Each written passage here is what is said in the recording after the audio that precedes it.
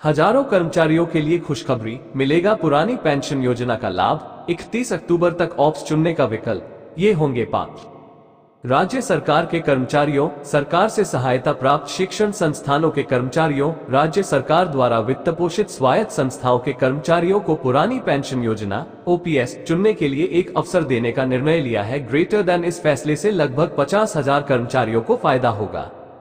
MP breaking news, मुख्य खबरें, देश विदेश, खेल जगत, जीवन शैली, मनोरंजन, टेक्नोलॉजी, जॉब वैकेंसी, फोटो, व्यापार, धर्म, हेल्थ।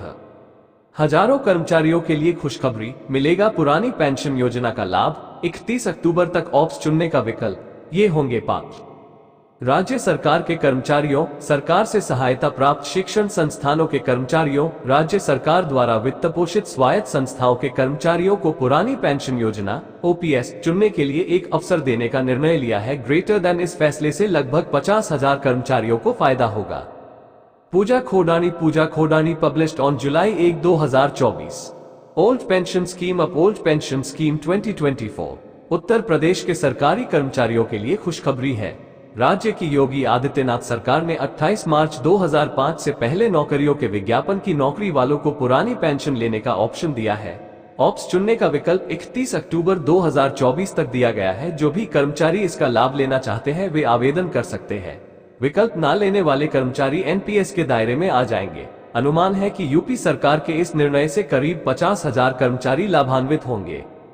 पिछले हफ्ते यूपी कैबिनेट ने दी थी प्रस्ताव को मंजूरी। दरअसल यूपी सरकार ने 28 मार्च 2005 को ये प्रावधान किया था कि 1 अप्रैल 2005 या उसके बाद कार्यभार ग्रहण करने वाले कर्मचारी एनपीएस के दायरे में होंगे।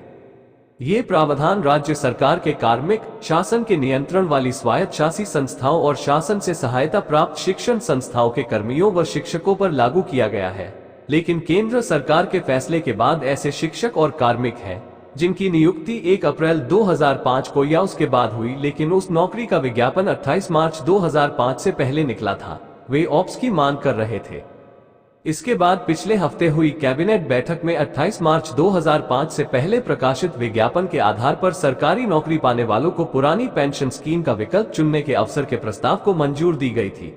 इससे पहले केंद्र सरकार ने 3 मार्च 2023 को एक आदेश जारी किया था कि एनपीएस के क्रियान्वयन के संबंध में 22 दिसंबर 2003 को जारी नोटिफिकेशन से पहले केंद्र सरकार की ओर विज्ञापित रिक्ति के तहत 1 जनवरी 2004 या उसके बाद नियुक्त होने वाले किसी भी केंद्रीय कर्मचारी को ऑप्स चुनने का एक मौका दिया जाएगा।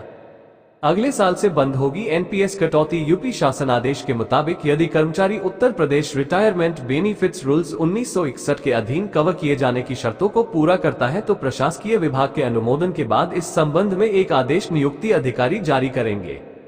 आदेश जारी होने के अगले महीने के वेतन से अभिदाता अंशदान और नियोक्ता अंशदान की कटौती बंद हो जाएगी। जो कर्मचारी ओपीएस का विकल्प चुनेंगे उनके राष्ट्रीय पेंशन प्रणाली एनपीएस खाते 30 जून 2025 से बंद कर दिए जाएंगे। इन खातों में जमा कर्मचारियों का अंशदान उनके सामान्य भविष्य निधि खाते में जमा किया जाएगा। इन खातों में जमा सरकारी अंशदान राजकोष में जमा किया जाएगा। जानिए क्या अंतर है ऑप्स और एनपीएस में। ऑप्स में सरकारी कर्मचारी के रिटायर होने के बाद आखिरी मूल वेतन और महंगाई भत्ते की आधी रकम बतौर पेंशन ताउम्र सरकार के राजकोष से दी जाती है। एनपीएस के तहत सरकारी कर्मचारी को अपनी पेंशन में मूल वेतन का 10% देना होता है और इसमें राज्य सरकार केवल 14% का ही योगदान देती है। ऑप्स में हर साल 2 बार महंगाई भत्ता भी बढ़कर मिलता है। पेंशन पाने वाले सरकारी कर्मचारी की मौत होने पर उसके परिवार के पेंशन दिए जाना भी ओपीएस में शामिल है। ऑप्स में कर्मचारियों को रिटायरमेंट के बाद 20 लाख रुपए तक की ग्रेच्युटी मिलती है। एनपीएस में रिटायरमेंट के समय ग्रेच्युटी का कोई स्थायी प्रावधान नहीं है। न्यू पेंशन स्कीम एनपीएस में 6 महीने के उपरांत मिलने वाला महंगाई भत्ता डा लागू नहीं होता है। ऑप्स में कर्मचारियों के लिए 6 महीने के बाद मिलने वाला महंगाई भत्ता डा लागू किया जाता है। पेंशन कमीशन के लागू होने पर पेंशन रिवाइज होने का फायदा भी रिटायर कर्मचारी को मिलता है। एनपीएस के तहत सेवानिवृत्ति पर पेंशन पाने के लिए एनपीएस फंड का 40% निवेश करना होता है। सेवानिवृत्ति के बाद निश्चित पेंशन की गारंटी नहीं होती। एनपीएस शेयर बाजार पर आधारित है। इसमें महंगाई भत्ते का प्रावधान शामिल नहीं है। एनपीएस में सेवा के दौरान कर्मचारी की मृत्यु होने पर उनके परिजनों को कुल वेतन का 50% पेंशन के तौर पर देने का प्रावधान है। ऑप्स के विपरीत नई पेंशन स्कीम में रिटायरमेंट पर शेयर बाजार के अनुसार जो भी पैसा मिलेगा आपको उस पर टैक्स देना होता है। ऑप्स में कर्मचारी के रिटायरमेंट पर जीपीएफ के ब्याज पर उसे किसी प्रकार का इनकम टैक्स नहीं देना पड़ता।